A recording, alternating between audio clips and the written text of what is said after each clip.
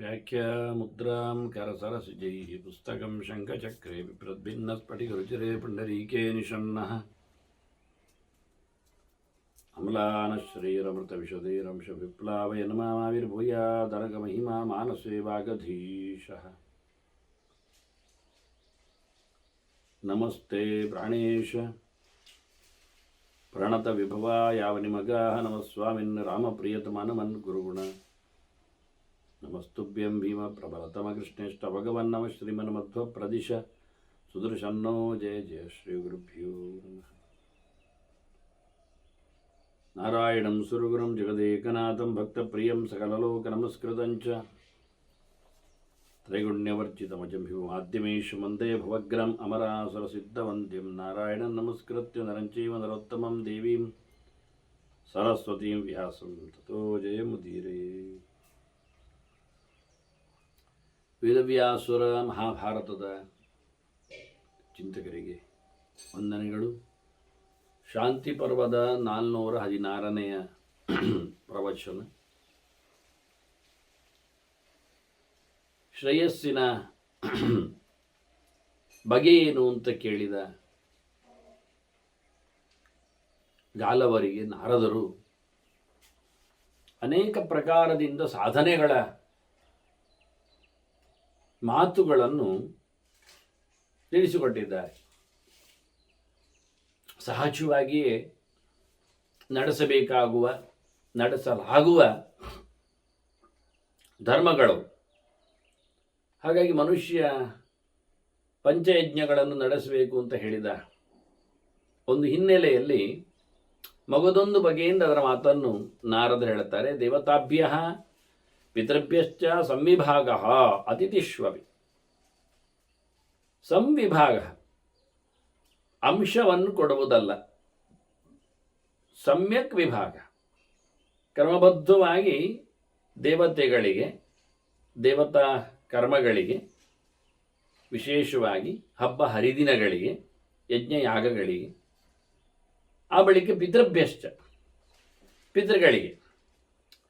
ಪಿತೃಗಳಿಗೆ ಅಂದಾಗ ತಂದೆ ತಾಯಂದಿರ ಕರ್ಮಾಂಗಗಳಿಗೆ ಅಂತ ಸ್ಪಷ್ಟವಾದ ಅರ್ಥ ಆಗ್ತದೆ.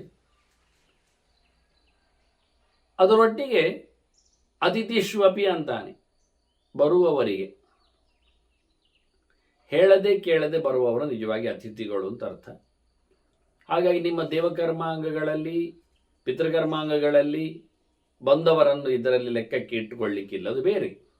ದೇವ ಪಿತೃಕಾರ್ಯಾಭ್ಯಾನ್ನ ಪ್ರಮದಿತವ್ಯಂ ಅಂತ ಹೇಳಿ ಶ್ರುತಿ ಅವರಿಬ್ಬರ ಬಗ್ಗೆ ಬಹಳಷ್ಟು ಎಚ್ಚರದ ಮಾತನ್ನು ಕೊಡುತ್ತದೆ. ಯಾಕೆ? ನಮ್ಮ ದೇಹಕ್ಕೆ ಸಂಬಂಧಪಟ್ಟವರು ಅಂತ. ದೇಹವನ್ನು ಚೆನ್ನಾಗಿ ದುಡಿಸಿಕೊಳ್ಳುವವರಾಗಿ ದೇವತೆಗಳಿದ್ದರೆ, ಈ ದೇಹವನ್ನು ಕೊಟ್ಟು ಸಾಧನೆಗಳಿಗೆ ಅನುಕೂಲ ಆಗುವಂತೆ ಮಾಡಿದವರು ತಂದೆ ತಾಯಿಗಳಾದ್ದರಿಂದ ಇದೆರಡು ದೇಹಕ್ಕೆ ಸಂಬಂಧಪಟ್ಟದ್ದಾದರೆ, ಅತಿಥಿ ಅದು ಜೀವನಿಗೆ ಸಂಬಂಧಪಟ್ಟಂತೆ. ಯಾವುದೋ ಏನೋ ಸಂಬಂಧದಿಂದ ಜೀವ ಇನ್ನೊಂದು ಜೀವನದೆಡೆಗೆ ಅತಿಥಿ ಆಗ್ತಾನೆ. ಹಾಗಾಗಿ ಅತಿಥಿಯಲ್ಲಿ ಸ್ವಲ್ಪ ವಿಶೇಷತೆ ಇದೆ. ಇದು ಇವತ್ತು ನಮಗೆ ಅತಿಥಿಗಳು ಸಿಗುವುದು ಕಡಿಮೆ. ಮತ್ತು ನಾವು ಹಿಂದಿನ ಕಾಲದ ಅತಿಥಿಗಳ ಚಿಂತನೆ ಮಾಡಿದಾಗ ಅವರು ದಾರಿ ಹೋಕರಾಗಿರುತ್ತಾರೆ. ಎಲ್ಲೋ ಮನೆ ಬಂದಾಗ ಅವರು ಅಲ್ಲಿ ಪ್ರವೇಶ ಮಾಡುತ್ತಾರೆ. ಸುಮಾರಾಗಿ ಅವರಿಗೆ ದಣಿವಾರಿಸಲು ಜಗಲಿ, ಬಾಯಾರಿಕೆಗೆ ನೀರು, ಕೈಕಾಲು ತೊಳೆಯಲು ನೀರು, ಶುದ್ಧತೆಗಾಗಿ, ಮತ್ತು ಏನೋ ತಿನ್ನಲು ಆಹಾರ ಕೊಟ್ಟರೆ ಸಂತೋಷ. ಯಾಕೆ ಅಂದರೆ ಅದು ಅವರು ದಾರಿ ಹೋಕರಾದ್ರಿಂದ ದಾರಿ ಬದಿಯಲ್ಲಿರತಕ್ಕ ಹಣ್ಣು ಹಂಪಲುಗಳಲ್ಲಿ ಅವರು ತಮ್ಮನ್ನು ಸರಿದೂಗಿಸಿಕೊಳ್ಳುತ್ತಾರೆ. ಆದರೆ ಶ್ರಮ ಪರಿಹಾರಕ್ಕಾಗಿ ಮಲಗಲಿಕ್ಕೆ ಅಲ್ಲ, ಮನೆಯನ್ನು ಸೂರನ್ನು ನೋಡುತ್ತಾರೆ. ಯಾಕೆ? ಕಾಡು ದಾರಿ, ಹಿಂಸ್ರ ಪ್ರಾಣಿಗಳು, ಹಸಿದ ಪ್ರಾಣಿಗಳು. ಹಿಂಸ್ರ ಪ್ರಾಣಿಗಳು, ಕ್ರೂರ ಪ್ರಾಣಿಗಳು ಅನ್ನುವುದಕ್ಕಿಂತ ಪ್ರಾಣಿಗಳು ಹಸಿವೆಯಿಂದ ಯಾರನ್ನು ಬೇಟೆ ಮಾಡಬಹುದು. ಹೀಗಾಗಿ ಅವರು ಆಸರೆಗಾಗಿ ಮನೆಯನ್ನು ಗುಡ್ಡದಲ್ಲಿಯೋ, ಬೆಟ್ಟದಲ್ಲಿಯೋ, ಕಾಡು ದಾರಿಯಲ್ಲಿಯೋ, ನದಿ ಪಕ್ಕದಲ್ಲಿಯೋ ಎಲ್ಲ ಅದನ್ನು ಆಶ್ರಯಿಸ್ತಾರೆ. ಹೀಗಾಗಿ ಹಿಂದೆ ಅತಿಥಿಗಳು ಅಂದರೆ ಖಾಲಿ ರೆಸ್ಟಿಗೆ, ಮತ್ತೆ ಎಲ್ಲಿಯಾದರೂ ಇದ್ದರೆ ತಿನ್ನಲಿಕ್ಕೆ. ಇವತ್ತು ಹಾಗಲ್ಲ. ಇವತ್ತು ಅತಿಥಿಗಳು ತಿನ್ನುವ ವಿಷಯದಲ್ಲಿ ಮನೆಗೆ ಬರುವುದಿಲ್ಲ, ದಾರಿ ಹೋಕರಾಗುವುದಿಲ್ಲ. ಅವರು ಪ್ಯಾಕೇಜ್ ಇಟ್ಕೊಂಡು ಹೋಗಿರ್ತಾರೆ, ಮತ್ತು ಸಪ್ಲೈ ಇರ್ತದೆ ಅವರಿಗೆ. ವಾಹನ ಸೌಕರ್ಯಗಳಿವೆ ಇವತ್ತು, ಹಾಗೊಂದು ಸಿಕ್ಕಿ ಬೀಳುವ ಕ್ರಮ ಇಲ್ಲ. ಆದ್ದರಿಂದ ಇವತ್ತಿನ ಅತಿಥಿಯ ಧರ್ಮಗಳು ಅಂದಾಗ ಖಾಲಿ ಊಟದ ಅಥವಾ ವಿಶ್ರಾಂತಿಯ ನೆಲೆ ಅಲ್ಲದೆ ಇನ್ನು ಅದರ ಆಚೆಗಿನ ಚಿಂತನೆಗಳ ಸಾಮ್ರಾಜ್ಯದಲ್ಲಿ ಅತಿಥಿಗಳಾಗ್ಬೋದು. ಯಾರೋ ಏನೋ ಕೇಳ್ತಾ ಇರ್ತಾರೆ, ಏನೋ ಯಾಕೋ ಹೇಳ್ತಾ ಇರಬೇಕು, ಹೀಗೆ ಯಾರೋ ಏನೋ ಕೇಳುವುದು ಕೊಡಬೇಕು ಅಂತ ಕೇಳ್ತಾರೆ, ಏನೋ ಏಕೋ ಕೊಡ್ತಾ ಇರೋದು. ಹಾಗಾಗಿ ಡೊನೇಷನ್ಸ್ಗಳು, ದಾನಗಳು ಅಥವಾ ಚಿಂತನೆಗಳು ಇವೆಲ್ಲ ಒಂದು ದೃಷ್ಟಿಯಿಂದ ಅತಿಥಿಯ ಇವತ್ತಿನ ವ್ಯಾಪ್ತಿಗೆ ಬರ್ತದೆ. ಇವರಿಗೆಲ್ಲ ನೀನು ಆದಷ್ಟು ಹಂಚಲು ಸಂಪತ್ತನ್ನು ಸರಿ ಮಾಡಿಸಿಕೋ ಅಂತಾರೆ. ನೀನೊಬ್ಬರೇ ತಿನ್ನಬೇಡ, ಇಲ್ಲೆಲ್ಲ ಖರ್ಚು ಕಾಣ್ತದೆ ಅಂತ. ಇದರೊಟ್ಟಿಗೆ ಒಂದು ದೊಡ್ಡ ಮಾತು ಇಲ್ಲಿ ಹೇಳುತ್ತಾರೆ. ಇದು 3 ಪ್ರಕಾರದ ಯಜ್ಞ. ಆದರೆ ಇನ್ನೊಂದು ವಿಶೇಷವನ್ನು ಹೇಳಿದ್ರು ಅವರು, ಅಸಂತ್ಯಾಗಶ್ಚ ಭೃತ್ಯಾನಾಮ್ ಅಂತ. ನಿನಗೆ ಯಾರು ನಿನ್ನನ್ನು ನಂಬಿ ನಿನ್ನ ಸೇವೆಯಲ್ಲಿ ನಿನ್ನ ಅಕ್ಕಪಕ್ಕದಲ್ಲಿ ಅಂತ ನಿಂತಿರ್ತಾರೆ, ಬಂದಿರ್ತಾರೆ, ಆಳುಕಾಳಿಗಳು ಇರ್ಬೋದು, ಮನೆ ಮಂದಿಗಳಿರ್ಬೋದು, ಸಂಬಂಧಿಗಳಿರ್ಬೋದು, ಶಿಷ್ಯರು ಮಿತ್ರರು ಇರ್ಬೋದು, ಇವರನ್ನೆಲ್ಲ ಬಿಟ್ಟು ಹಾಕಬೇಡ ಅಂತಾರೆ. ಅಂದರೆ ಎಲ್ಲ ವಿಷಯದಲ್ಲಿ ಅವ್ರಿಗೆ ಊಟ ಹಾಕಬೇಕು ಅಂತಲ್ಲ, ಅವರ ಹತ್ರ ಮಾತಾಡಬೇಕು ಅಂತಲ್ಲ, ಅವರಿಗೆ ನೀಡಬೇಕು ಅಂತಲ್ಲ, ಟೋಟಲಿ ಅವರನ್ನು ಬಿಟ್ಟು ಹಾಕಬೇಡ ಏನು. ಈಗ ಒಂದು ಸಾಮಾಜಿಕವಾದ ಒಂದು ಕಳಕಳಿ, ಒಂದು ಧಾರಣೆ ಈ ಮಾತಿನಲ್ಲಿ ಅದ್ಭುತವಾಗಿ ಬರ್ತದೆ. ಅಸಂತ್ಯಾಗಶ್ಚ ಭೃತ್ಯಾನಾಮ್ ಅಂತ. ನಿನ್ನ ನಂಬಿ ಬಂದವರಿಗೆ ನೀನವರಿಗೆ ಕೈ ಕೊಡಬೇಡ, ನೀ ಕೈ ಕೊಡಬೇಕು, ಕೈ ಕೊಡಬೇಡ ಅಂತ ಎರಡೂ ಅರ್ಥದಲ್ಲಿ. ಅವರನ್ನು ಬಿಟ್ಟಾಕಬೇಡ, ಅವರ ಸಹಾಯಕ್ಕೆ ಅವರು ತೊಂದರೆಗೆ ಬಿದ್ದಾಗ ಅವರಿಗೆ ನೀನಿದ್ದಿ ಅನ್ನೋದು ಅರ್ಥ ಆಗಬೇಕು ಅಂತ ಬಹಳ ಸುಂದರವಾದ ಮಾತಿದು. ಎಲ್ಲರ ಬಗ್ಗೆಯೂ ಇದು ಪ್ರತಿಯೊಬ್ಬನಿಗೆ ಅನ್ವಯ ಆಗುವುದರಿಂದ, ಪ್ರತಿಯೊಬ್ಬರು ಒಬ್ಬರೊಬ್ಬರಿಗೆ ವೃತ್ತಿರಾಗುವುದರಿಂದ, ಭರಣೀಯರಾದ್ದರಿಂದ, ಕೇವಲ ನೋಡಿಕೊಳ್ಳುವ ಜಮೀನ್ದಾರನಿಗೆ ಮಾತ್ರ ಅಂತಲ್ಲ, ಕೆಲವೊಮ್ಮೆ ಅವನು ಸೇವಕನಾಗ್ತಾನೆ ಮತ್ತೊಬ್ಬರಿಗೆ. ಹೀಗಾಗಿ ಪರಸ್ಪರವಾಗಿ ಮಿತ್ರರಲ್ಲಿ ಎಲ್ಲಿ ಭೃತ್ಯತ್ವ ಬರ್ತದಲ್ವ, ಹಾಗೆ ಬಿಟ್ಟುಕೊಡಬೇಡ ಅಂತ ಹೇಳಿಕೊಳ್ಳುವ ನೆಲೆಯಲ್ಲಿ ಒಂದು ಸಾಮಾಜಿಕವಾದ ಒಂದು ಕೂಡು ಬದುಕು ಬಹಳ ಸುಂದರವಾಗಿರುತ್ತದೆ. ಇದೆಲ್ಲ ಶ್ರೇಯತದೆ ಸಂಶಯ, ಇದೆಲ್ಲ ನಿನ್ನ ಒಳಿತಿನ ದಾರಿ ಅಂತಾನೆ, ಸಾಮಾಜಿಕವಾಗಿ ಒಳಿತಾಗತ್ತೆ. ಹಾಗಾಗಿ ಬಹಳ ಸುಂದರವಾದಂತಹ ಒಂದು ದೈಹಿಕವಾದ ಜೈವಿಕವಾದ ಸಂಬಂಧಗಳ ಬಗ್ಗೆ, ಶ್ರೇಯಸ್ಸಿನ ದಾರಿಗಳ ಬಗ್ಗೆ ಸೂಕ್ಷ್ಮವಾದ ಪರಿಚಯವನ್ನು ನಾರದರು ಕೊಟ್ಟರು. ಮತ್ತೆ ಪ್ರಾಮಾಣಿಕತೆಯನ್ನು ಮೆರೆಯುವಲ್ಲಿ ಒಂದು ಸತ್ಯದ ಬೆಲೆ ಅದ್ಭುತವಾಗಿದೆ ಅಂತ ಹೇಳುತ್ತಾ, ಈ ಸಾಮಾಜಿಕ ಮೌಲ್ಯದಲ್ಲಿನ ಒಂದು ಮುಖ, ಅಂದರೆ ನಾನೀಗ ಹೇಳಿದ ಹಾಗೆ ಸಂಪರ್ಕದ ಮಾಧ್ಯಮವಾಗಿ ಸತ್ಯಸ್ಯ ವಚನಂ ಶ್ರೇಯ ಸತ್ಯಜ್ಞಾನಂತು ದುಷ್ಕರಂ ಅಂತಾರೆ. ಸತ್ಯ ಹೇಳಬೇಕು ಮಾರಾಯ, ಆದರೆ ಏನು ಸತ್ಯ ಎನ್ನುವುದು ಅರ್ಥ ಆಗುವುದು ಬಹಳ ಕಷ್ಟ ಉಂಟಲ್ಲ ಅಂತ. ಇದನ್ನು ಬಹಳಷ್ಟು ಕಡೆಯಲ್ಲಿ ಆಚಾರ್ಯ ಮಧ್ವರು ಅದರ ಎತ್ತರವನ್ನು ವಿಸ್ತರಿಸಿದ್ದಾರೆ. ಇದು ಹಿಂದೆ ಬಂದಿದೆ ಕೃಷ್ಣನ ಗೆರೆಯಲ್ಲಿ.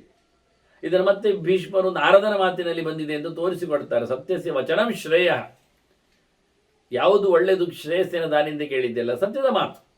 ಆದರೆ ಸತ್ಯ ಜ್ಞಾನದ ದುಷ್ಕರಂ, ಯಾವುದು ಸತ್ಯ, ಹೇಗೆ ಸತ್ಯ, ಅದರ ಲಕ್ಷಣ ಏನು, ಇಲ್ಲಿ ಅದರ ಉತ್ತರಾರ್ಧದಲ್ಲಿ ಸ್ಪಷ್ಟಪಡಿಸ್ತಾರೆ.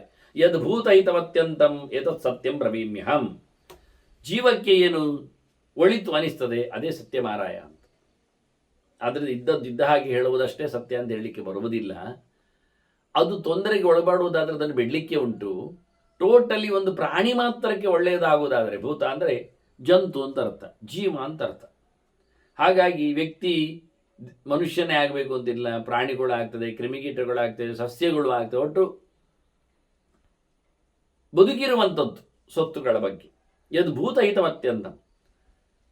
ಇದು ಪಾಠ ವ್ಯತ್ಯಾಸ ಇದ್ದಿರಬಹುದು ಅಥವಾ ತಪ್ಪಿ ಹೋಗಿರಬಹುದು. ಯತ್ ಸತಾಮಿತಮತ್ಯಂತಂ ತತ್ ಸತ್ಯಮಿತಿ ಗೀಯತೆ ಎನ್ನುವುದು ಬಹಳ ಸುಂದರವಾದ ಒಂದು ಗೆರೆ. ಇದನ್ನು ಆಚಾರ್ಯ ಮಧ್ವರು ಎತ್ತಿದ್ದು ಅಂದಾಗ ಇಲ್ಲಿ ಒಂದು ಮುಖ ಇದೆ. ಯತ್ ಸತಾಂ ಹಿತಮತ್ ಯದ್ ಭೂತಹಿತಂ ಅಂತ ಹೇಳಲಿಲ್ಲ. ಸಾಮಾನ್ಯ ಎಲ್ಲರಿಗೂ ಸರಿಯಾಗುವ ಹಾಗೆ ಅಂತ ಹೇಳಲಿಕ್ಕೆ ಅಲ್ಲ ಹೇಳಿದ್ದು, ಸಜ್ಜನರಿಗೆ ಹಿತವಾಗುವಂತೆ. ಇದನ್ನು ಹಿಂದೆ ನಾವು ಸಾಧುವಿನ ಚರಿತ್ರೆಯಲ್ಲಿ, ಕಥೆಯಲ್ಲಿ, ತಪಸ್ಸಿನ ವ್ಯವಸ್ಥೆಯಲ್ಲಿ, ಕಳ್ಳರ ಕಥೆಯಲ್ಲಿ ಎಲ್ಲ ನೋಡಿದ್ದೇವೆ. ಅದನ್ನು ಅಂದ್ರೆ ಸಜ್ಜನರಿಗೆ ಒಳ್ಳೆಯದಾಗುವಂತೆ ಅಂತ. ಅದರಿಂದ ಇದು ಭೂತಹಿತಂ ಅಂತ ಹೇಳಿಬಿಟ್ರೆ ಸಾಮಾನ್ಯನಲ್ಲಿ ದುರ್ಜನರು ಇರ್ತಾನೆ, ದುರ್ಜನರಿಗೆ ಹಿತ ಆಗುವಂತೆ ಮಾತಾಡಿದರೆ, ಸತ್ಯ ಹೇಳಬೇಕು ಅಂದಾಗ ದುಷ್ಟನಿಗೆ ಅನುಕೂಲವಾಗಿ ಬಿಟ್ರೆ. ಹಾಗಾಗಿ ಸಾಮಾನ್ಯಾಕಾರ ಅಲ್ಲ, ಯದ್ ಭೂತಂ ಅಂದರೆ ಭೂತಿಂಗತರು ಅಂತ ಅರ್ಥ ಮಾಡಲಿಕ್ಕೆ, ಅದರಲ್ಲಿ ಸತ್ಯ ಶಬ್ದದ ಅರ್ಥದಲ್ಲಿ ಸಜ್ಜನರು ಅರ್ಥ ಮಾಡಲಿಕ್ಕೆ ಭೂತರು ಅಂದರೆ ಭೂತಿಗತರು, ಉದಾತ್ತತೆಯನ್ನು, ಎತ್ತರವನ್ನು, ಸಜ್ಜನಿಕೆಯನ್ನು, ದೊಡ್ಡ ಸ್ಥಾನವನ್ನು ಪಡೆದವರು ಅಂತ ಅರ್ಥ ಮಾಡಿದರೆ ಭೂತ ಶಬ್ದಕ್ಕೆ ಖಾಲಿ ಒಂದು ಹ್ಯೂಮನ್ ಬೀಯಿಂಗ್ಸ್ ಆಗಲಿ ಲೈವ್ವುಡ್ ಆಗಲಿ ಬರುವುದಿಲ್ಲ, ಬದುಕಿದ ಸೊತ್ತು ಅಂತ ಅರ್ಥ ಬರುವುದಿಲ್ಲ. ಆದ್ದರಿಂದ ಯದ್ ಭೂತಹಿತಮತ್ಯಂತಂ ಎನ್ನುವುದಕ್ಕಿಂತ ಆ ಶಬ್ದ, ಭೂತ ಶಬ್ದಕ್ಕೆ ಅರ್ಥ ಇದೇ ತರಬೇಕು. ಸಹಜವಾದ ಯತ್ ಸತಾಮಿತಮತ್ಯಂತಂ ಅಂತ, ಅದು ಯಾಕೆ ಭೂತ ಶಬ್ದದಲ್ಲಿ ಆ ಅರ್ಥ ಇರುವಾಗ, ಅಂದರೆ ಕಾಮನ್ ಮಾಡಿದದನ್ನು ಒಂದು ಸ್ಪೆಷಲೈಸ್ ಅರ್ಥಕ್ಕೆ ನೀವು ತಂದಾಗ ಸತಾಂ ಶಬ್ದವೇ ಯಾಕೆ ಬೇಕು ಹೇಳಿದರೆ, ಸತಾಂ ಎನ್ನುವ ಶಬ್ದ ಇದ್ದರೆ ಸತ್ಯ ಶಬ್ದದ ನಿರ್ವಚನ ಆದಾಗ ಆಗ್ತದೆ. ಎಟಿಮಲಾಜಿಕಲ್ ಮೀನಿಂಗ್ ಅಂತೇವೆ ನಾವು, ವರ್ಡ್ ಬೈ ವರ್ಡ್ ವರ್ದಾಗ ಆಗ್ತದೆ. ಸತ್ಯ ಅನ್ನುವಲ್ಲಿ ಸತ್ ಯ, ಸತ್ಯ ಸತ್ ಹಿತ, ಸತ್ಯ ಎನ್ನುವಲ್ಲಿ ಸದ್ಹಿತ, ಸಜ್ಜನರಿಗೆ ಒಳ್ಳೆಯವರಿಗೆ ಹಿತ ಆಗುವಂತೆ ಎನ್ನುವಂಥದ್ದು ಸತ್ಯ ಶಬ್ದದ ಅರ್ಥ ಆಗ್ತದೆ. ಸತ್ ಯ, ಯ ಅಂದರೆ ಅವರನ್ನು ಗಮನಿಸುವುದು ಅಂತ ಅರ್ಥ, ಅವರನ್ನು ಇಟ್ಟುಕೊಂಡು ಅಂತ ಅರ್ಥ, ಅವರಿಗೆ ಯೋಗ್ಯತೆಗೆ ಸಿಗುವಂತೆ ಅಂತ ಅರ್ಥ. ಹಾಗಾಗಿ ಸತ್ಯ ಎನ್ನುವಲ್ಲಿಯೇ ಸತ್ ಯ ಇರುವಲಿಕ್ಕೆ ಹೋಗಿ ಬಹಳ ಸುಂದರವಾಗಿ ಅದು ಸತಾಂ ಹಿತಂ ಎನ್ನುವ ಅರ್ಥ ತರಲಿಕ್ಕೆ ಬರ್ತದೆ ಅಂತ ಹೇಳಿ ನಾರದರು ಸತ್ಯದ ಡಿಫಿನಿಷನ್ ಕೊಟ್ಟು ಇದು ಶ್ರೇಯಸ್ಸಿಗೆ ಅತ್ಯಂತ ಹತ್ತಿರ ಅಂತ ಉಲ್ಲೇಖ ಮಾಡಿದರು. ಮತ್ತು ಕೆಲವು ಮಾತುಗಳನ್ನು ಹೇಳ್ತಾರೆ ಶ್ರೇಯಸ್ಸಿನ ದಾರಿಗೆ. ಅಹಂಕಾರಸ್ಯ ಚ ತ್ಯಾಗಃ, ನೀನು ಅಹಂಕಾರ ಪಡಬೇಡ, ಅದು ಶ್ರೇಯಸ್ಸಿಗೆ ಒಳ್ಳೆಯದಲ್ಲ. ನಾನು ಮಾಡಿದೆ ಎನ್ನುವುದು ಬಿಗಬಾರ್ದು, ಎಲ್ಲರೂ ಸೇರಿ ಮಾಡಿದ್ದಾಗಬಹುದು, ದೇವರು ಮಾಡಿಸಿದ್ದೆ ಎನ್ನುವುದು ಮುಖ್ಯ ವಿಷಯ. ಅಹಂಕರ್ತ ಹರಿಕರ್ತ ಅಂತ, ಇದು ಶ್ರೇಯಸ್ಸು. ಮತ್ತೆ ಪ್ರಮಾದಸ್ಯ ಚ ನಿಗ್ರಹ, ತಪ್ಪಾಗುವುದನ್ನಾದಷ್ಟು ತಪ್ಪಿಸು. ಎಚ್ಚರ ತಪ್ಪಿ ಕೆಲಸ ಮಾಡಲಿಕ್ಕೆ ಹೋಗಬೇಡ, ಕಂಟ್ರೋಲ್ ಮಾಡು, ಆದಷ್ಟು ಗಮನ ಕೊಡು, ನಿಧಾನ ವಹಿಸು, ಗಡಿಬಿಡಿಯಲ್ಲಿ ನಡೆಸಿಕೊಡಬೇಡ. ಇದು ನಿನಗೆ ಶ್ರೇಯಸ್ಸನ್ನುಂಟು ಮಾಡ್ತದೆ. ಇದು ಸಹಜವಾದ ಒಂದು ಕೆಲವು ರೂಲ್ಸ್ಗಳು. ಸಂತೋಷಶ್ಚ ಏಕಚರ್ಯಾಚ ಶ್ರೇಯಸ್ಸದ ಸಂಶಯ, ಇವೆಲ್ಲ ಶ್ರೇಯಸ್ಸು ಎನ್ನುವುದು ಗ್ಯಾರಂಟಿ, ನೋ ಡೌಟ್. ಏನದು ಅಂದರೆ ಸಂತೋಷವಾಗಿರು, ಆದಷ್ಟು ನೋವು ಸಂಕಟಗಳನ್ನೆಲ್ಲ ಎಳೆದು ತಂದು ಹೊಟ್ಟೆಯಲ್ಲಿ ತುಂಬಿಸಿಕೊಂಡು ತಲೆಯಲ್ಲಿ ಹಾಕಿಸಿಕೊಂಡು ಕೈಕಾಲುಗಳೆಲ್ಲ ಅದನ್ನು ತೋರಿಸಿಕೊಡ್ಲಿಕ್ಕೆ ಹೋಗಬೇಡ. ಇನ್ನೊಬ್ಬರನ್ನು ತೊಳೆಯುವುದು, ಮತ್ತೊಬ್ಬರನ್ನು ಎಳೆಯುವುದು, ಆದಷ್ಟು ಬಿ ಹ್ಯಾಪಿ ಅಂದರು ಲೋಕ ಹಾಗೆ. ಹಾಗಾಗಿ ನಾವು ಅದಕ್ಕೆ ತಿದ್ದಿಕೊಳ್ಳಬೇಕು ಹೊರತು ಅದನ್ನು ತಿದ್ದಲಿಕ್ಕೆ ಹೋಗುವುದಲ್ಲ, ಆಗದಿದ್ದಾಗ ಸಂಕಟ ಪಡುವುದಲ್ಲ. ಏಕಚರ್ಯ ಆಚ, ಬಹಳ ಉತ್ತಮವಾದ ಮಾತು ಅಂದರೆ ಒಬ್ಬನೇ ಇರಲಿಕ್ಕೆ ನೋಡುಂದ, ಬಹಳ ಖುಷಿ ಆಗತ್ತೆ ಅಂತ. ಇಲ್ಲಿ ಒಬ್ಬನೇ ಹೋಗ್ಲಿಕ್ಕೂ ಆಗ್ತದೆ ಎನ್ನುವುದು ಅರ್ಥ ಕಾಣ್ತದೆ, ಒಬ್ಬನೇ ಯೋಚನೆ ಮಾಡಲಿಕ್ಕೂ ಬರ್ತದೆ ಎನ್ನುವುದು ಇಲ್ಲಿ ಕೂಡುತ್ತದೆ. ಹಾಗಾಗಿ ನಿಧಾನಕ್ಕೆ ನೀನೇ ಯೋಚನೆ ಮಾಡು, ನಿನ್ನದೇ ಚಿಂತನೆ ಇರಲಿ. 10 ಜನ ಚಿಂತನೆ ನಡಲಿಕ್ಕೆ ಹೋದರೆ ಅದು ಚಿತ್ರಾನ್ನ ಆಗ್ತದೆ ಕೆಲವೊಮ್ಮೆ, ಯಾವುದು ನಡೆಯುವುದಿಲ್ಲ ಮುಂದಕ್ಕೆ. ಹಾಗಾಗಿ ಯಾವುದು ಒಳ್ಳೆಯದು ಎನ್ನುವುದರೆಡೆಗೆ ನೀನೊಬ್ಬನೇ ಗಮನಿಸು, ನೀನೊಬ್ಬನೇ ಸಂಚಾರಕ್ಕೆ ಹೊರಡು, ಒಬ್ಬನಾಗಲಿಕ್ಕೆ ನೋಡು. ಹಚ್ಚಿಸಿಕೊಂಡಾಗ ದುಃಖಕ್ಕೆ ಹೆಚ್ಚು ಕಾರಣ ಆಗ್ತದೆ. ಅವರದ್ದು ಇವರದ್ದು ಮತ್ತೊಬ್ಬರದ್ದು ಮಗದೊಂದು ಅಂತ ಹೇಳಿಕೊಂಡು ಆ ಸಮಸ್ಯೆಗಳಿಗೆಲ್ಲ ಉತ್ತರ ಹುಡುಕ್ಲಿಕ್ಕೆ ಹೋಗಿ ಇಡೀ ದಿನ ಸಾಯ್ತದೆ, ಜೀವನ ಹಾಳಾಗ್ತದೆ. ಅದನ್ನು ಸಂತೋಷವನ್ನು ಉಣಬೇಕು ಅಂತಾದರೆ ಆದಷ್ಟು ಕಡಿಮೆ ಜನರನ್ನು ಮಾಡಿಕೊಳ್ಬೇಕು. ಎಷ್ಟು ಕೇಳಿದರೆ ಒಂದಕ್ಕೆ ತರಬೇಕು. ಏಕಶರ್ಯಾಚ ಅಂತ, ಇದು ನಿಜವಾಗಿಯೂ ಶ್ರೇಯಸ್ಸಿನ ಅತ್ಯಂತ ದಾರಿ. ಅರತಿರ ಜನಸಂಸದೆಯಿಂದ ಕೃಷ್ಣ ಹೇಳಿದ ಹಾಗೆ ಸಂಘ ಸಂಸ್ಥೆಯಲ್ಲಿ ನೀನು ಸೇರಬೇಡ, ಹೆಚ್ಚು ಜನರಲ್ಲಿ ನೀನು ಇರಬೇಡ, ಅಂದರೆ ಸೇರಿಕೊಳ್ಳುವಂತೆ ಇರಬೇಡ. ಹೋದರೆ ಹೋಯ್ತು, ಬಂದು ಬಂತು ಅಷ್ಟೇ. ಹೋಗ್ಲಿಕ್ಕೆ ಇಲ್ಲ, ಸಂತೆಗೆ ಹೋಗ್ಲಿಕ್ಕೆ ಇಲ್ಲ, ಜಾತ್ರೆಗೆ ಬರಲಿಕ್ಕೆ ಇಲ್ಲ, ಇನ್ನು ಗ್ರಹಣಕ್ಕೆ ಸ್ನಾನಕ್ಕೆ ಇಳಿಲಿಕ್ಕೆ ಇಲ್ಲ. ಯಾಕೆ ಸಮುದ್ರ ತೀರದಲ್ಲಿ ಎಲ್ಲ ಇರ್ತಾರೆ. ಹಾಗಲ್ಲವೇ ಅಲ್ಲ, ಯಾರೊಟ್ಟಿಗೂ ಹೋಗುವುದು, ಯಾರೊಟ್ಟಿಗೂ ಬರುವುದು, ಎಲ್ಲರೊಟ್ಟಿಗೆ ಇರುವುದು, ಅದು ಎಂಥದಿಲ್ಲ. ಮತ್ತೆ ಸುಮಾರು ಹೊತ್ತಲ್ಲೇ ಕಳೆಯುವುದು ಏನಿಲ್ಲ. ಸಂತೆಗೆ ಹೋಗು, ಸಾಮಾನು ತಂದು ಬಿಡು, ಮುಗೀತು. ಇನ್ನು ಅವರೇನು ತರ್ತಾರೆ, ಇವರೇನು ತಗೊಂಡ್ರು, ಇವರೇನು ಹೇಳ್ತಾರೆ, ಎಲ್ಲ ಸಂಪರ್ಕ ಸೇತುವೆಗಳೆಲ್ಲ ಬೇಡ. ಸುಮಾರು ಹೊತ್ತಿರಬೇಡಿ, ನಿನ್ನ ಕೆಲಸ ಆಯ್ತು ಅಲ್ಲಿಂದ ಜಾರು. ಹಾಗೆ ಏಕಚರ್ಯ ಅಂದರೆ ಆದಷ್ಟು ಸಂಘ ಸಂಸ್ಥೆಯಲ್ಲಿ ನೀನು ಆದಷ್ಟು ಅಲ್ಲ, ಯಾವುದರಲ್ಲಿಯೂ ಯಾವುದೇ ಸಂಘದ ಸಂಸ್ಥೆಗಳ ಸದಸ್ಯನು, ಅಧಿಕಾರಿಯು, ಅದರ ಸಚಿವನು, ಉಸ್ತುವಾರಿಯು ಏನಿಲ್ಲ, ಎಲ್ಲಿಯೂ ಇಲ್ಲ, ಸಿಗುವುದೇ ಇಲ್ಲದಾಗಿ ನೀನು ಬರಬೇಕು ಅಂತೇಳಿ ಬಹಳ ಸುಂದರವಾದಂತಹ ಮಾತಿದು. ಬಹಳಷ್ಟು ಕಡೆಯಲ್ಲಿ ಕೃಷ್ಣ ಇದನ್ನು ಉಲ್ಲೇಖ ಮಾಡಿದ್ದಾನೆ. ದೊಡ್ಡ ಮಟ್ಟಿನ ಸಾಂಖ್ಯ ಗೀತೆ ಇದು, ವಾಸ್ತವವಾಗಿ ಹೇಳಲಿಕ್ಕೆ ಹೋದರೆ ಎಲ್ಲವನ್ನು ಬಿಟ್ಟಿರುವುದು. ಧರ್ಮೇಣ ವೇದಾಧ್ಯಯನ, ಚೆನ್ನಾಗಿ ಕಲಿ ಅಂದು, ಕಲಿಬೇಕಾದ್ದನ್ನು ಕಲಿ. ನಾವಿವತ್ತು ಕಲಿಯುವುದಿಲ್ಲ ಅಲ್ಲ, ಕಲಿತೇವೆ, ಬೇಡದಿದ್ದದ್ದು ಕಲಿತೇವೆ, ಉಪಯೋಗಕ್ಕೆ ಬಾರದ್ದೇ ಕಲಿತಿರುವುದು. ಪ್ರಯೋಜನ ಇಲ್ಲ ಅಂದರೆ ವೇದಾಂತಗಳ ಅಧ್ಯಯನ ಆಗಬೇಕು, ವೇದಾಂಗಗಳ ಚಿಂತನೆ ನಡೆಯಬೇಕು, ಪುರಾಣಗಳನ್ನು ಕೇಳಬೇಕು. ಬಹಳ ರೋಚಕವಾದಂತಹ ಇತಿಹಾಸಕಾರರ ಕಥೆಗಳವು, ನಡೆಸಿಕೊಟ್ಟವರು, ಅದನ್ನು ಚೆನ್ನಾಗಿ ಅರ್ಥ ಮಾಡಿಕೊಳ್ಳಲಿಕ್ಕೆ ಬೇಕು. ನೋಡಿ, ಎಷ್ಟು ಭೀಷ್ಮ ಯಾರನ್ನೆಲ್ಲ ಮಾತನ್ನೆಲ್ಲ ಗಮನಕ್ಕೆ ತಂದಿದ್ದಾನೆ, ಗುರುತಿಸಿದ್ದಾನೆ. ಇವೆಲ್ಲ ಮುಖ್ಯ ಅಂತ. ಹಾಗಾಗಿ ಚೆನ್ನಾಗಿ ಭಗವಂತನ ಎಚ್ಚರವನ್ನು ಸಂಪಾದನೆ ಮಾಡಲಿಕ್ಕೆ ದೇವರನ್ನೇ ಹೇಳ ಹೊರಟಂತಹ ವೇದಗಳನ್ನು, ಕೇವಲ ವೇದಗಳು ಅಲ್ಲ, ವೇದಗಳು ಹೆಸರು ಹೊಡ್ತಿರತಕ್ಕಂಥ ಭಾರತ, ಪಂಚರಾತ್ರ, ಮೂಲರಾಮಾಯಣ, ಪುರಾಣ, ಇವನ್ನೆಲ್ಲ, ಅದರೊಟ್ಟಿಗೆ ವೇದಾಂಗಗಳನ್ನು ಯಾವ ನೆಲೆಯಲ್ಲಿ ಅದನ್ನು ಉಪಯೋಗಿಸಿಕೊಳ್ಳಬೇಕೆನ್ನತಕ್ಕಂತಹ ರೀತಿಗಳನ್ನು ಸಹ ಅಧ್ಯಯನಕ್ಕೆ ತಾನೇನು ಅದನ್ನು ತರಬೇಕು. ಅದು ನಿನಗೆ ಶ್ರೇಯಸ್ಸನ್ನು ಕೊಡ್ತದೆ ಅಂತ ಅರ್ಥ.